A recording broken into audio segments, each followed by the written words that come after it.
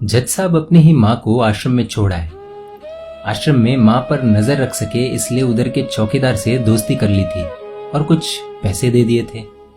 जज ने चौकीदार को अपनी दिल की बात आंखों में आंसुओं के साथ बता दी कि घर में पत्नी है जो माँ के साथ बदतमीजी से पेश आती है और पत्नी के कहने पर दोनों बच्चों ने माँ से बात करनी ही बंद कर दी। माँ को अकेलापन लगने लगा और इन सब वजहों से दिन भर रोती, इसलिए उसे आश्रम छोड़ने के लिए आ गए। तो चौकीदार ने कहा, जज साहब आपके सामने सारे सबूत थे कि कौन सही और कौन गलत है, लेकिन अपनी ही माँ के साथ न्याय नहीं कर पाए तो औरों के साथ क्या न्याय करते होंगे आप। ये बात जज साहब के दिल को छुप गई। चौकीदार की इतनी सी बात का इतना असर हुआ कि 2 रात नींद नहीं आई, 2 दिन से खाना नहीं खाया और कोर्ट भी नहीं गए।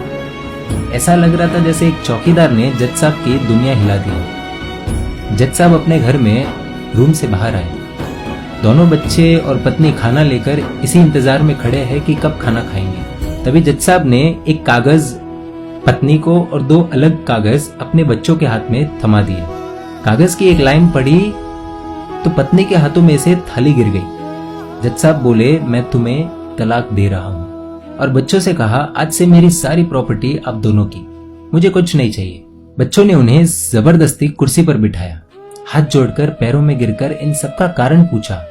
आंखों में आंसुओं के सैलाब के साथ जज साहब बोले कि मैं मेरी 65 वर्ष की माँ को आश्रम छोड़ के आया हूँ, अनजान लोगों के भरोसे छोड़ के आया हूँ, और आप सब कारण पूछ रहे हैं। हम लोगों को शर्म आनी चाहिए। रोज मेरे कोर्ट से आने के बाद माँ रोती थी कि बेटा प्लीज मुझे ओल्ड एज होम में शिफ्ट कर दो। आप में से किसी ने भी माँ से सीधे मुंह बात नहीं की, और ये भी भूल गए कि जिस जज को आज पूरा शहर सलाम करता है, उसी जज को बनाने में उस माँ का कितना बड़ा रोल है। कभी दूसरों के घरों में काम करने जाती तब भी मुझे अकेला ना छोड़ती। ऐसी भगवान समान माँ को मैंने आश्रम में छोड़ दिया, और वो भी ऐसे लोगों के भरोसे जिन्हें ये तक नहीं पता कि माँ को क्या बीमारियां है।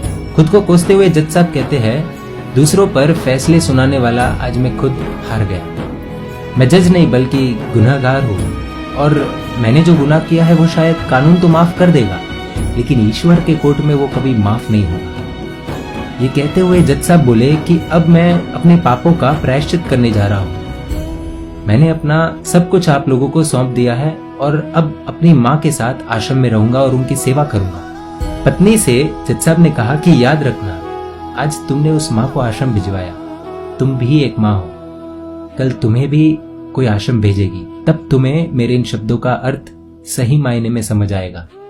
ये बोलकर जज साहब निकल लिए अपनी माँ के पास। आधी रात को चौकीदार भी जज साहब को देखते हुए चौंक गया। अंदर देखा तो माँ सो रही थी। करीब जाकर देखा तो पूरे परिवार की तस्वीर से लिपट कर रोते हुए माँ सो गई थी। आश्रम का प्रशासन भी जाग गया, क्योंकि पीछे पीछे माँ और बच्चे भी आ गए।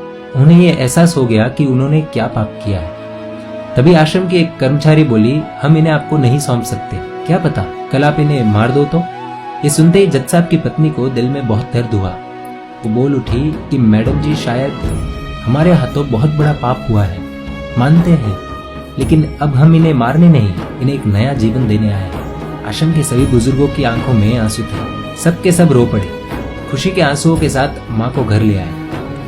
लेकिन वही आश्रम में अनेक आंखें ऐसी थी जो किसी ना किसी का इंतजार कर रही थी। दोस्तों, इस कहानी का उद्देश्य तो आप सब समझ गए होंगे, इसलिए शेयर कीजिए और हर घर तक इस कहानी को पहुंचाइए, क्योंकि माँ तो माँ होती है। सब होगा तुम्हारे पास, पर सुकून नहीं होगा।